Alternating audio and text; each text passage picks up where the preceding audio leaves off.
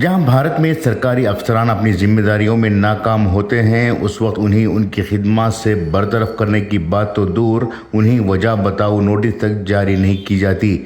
وہیں شمالی کوریا کے حکمران کم جونگ ان اپنے سخت اور ظالمانہ فیصلے کے لیے مشہور ہیں۔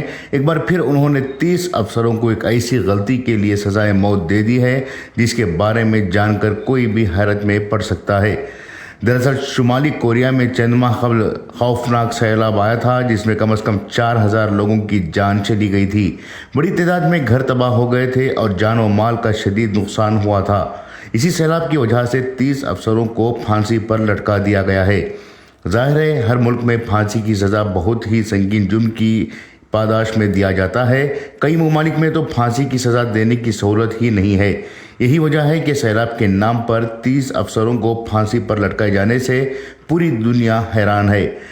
TV9hindi.com پر شائع رپورٹ میں بتایا گیا ہے کہ کم جونگ ان نے سیلاب نہ روک پانے کے جرم میں 30 افسروں کو یہ سزا سنائی ہے۔ اس معاملے میں جنوبی کوریا کی میڈیا نے گزشتہ دنوں ایک رپورٹ میں بتایا تھا کہ شمالی کوریا کے افسران سیلاب روکنے کے لیے مزید بہتر قدم اٹھا سکتے تھے، لیکن انہوں نے ایسا نہیں کیا۔ اس کے ذمہ دار افسران کے خلاف سخت کارروائی کی جائے گی اور سخت سزا دی جائے گی۔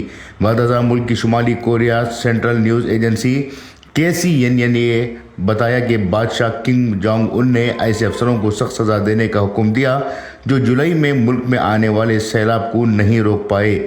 ملک میں جولائی ماہ میں آئی قدرتی آفت میں شمالی کوریا کی میڈیا کے مطابق 7410 ایکڑ زمین برباد ہو گئی اور ریلوے و سڑک کو بھی نقصان پہنچا۔ قابل ذکر ہے کہ شمالی کوریا میں جولائی ماہ میں سیلاب نے دستک دی تھی۔ اس سیلاب میں چکانگانگ علاقے میں زبردست تباہی مچی تھی۔ اس آفت میں 4000 افراد جاں بحق ہوئے تھے اور بڑی تعداد میں لوگ نقل مکانی کو بھی مجبور ہوئے تھے۔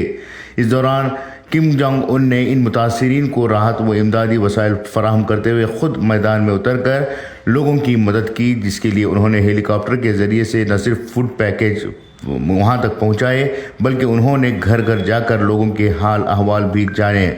بیورو رپورٹ، انقلاب نیوز۔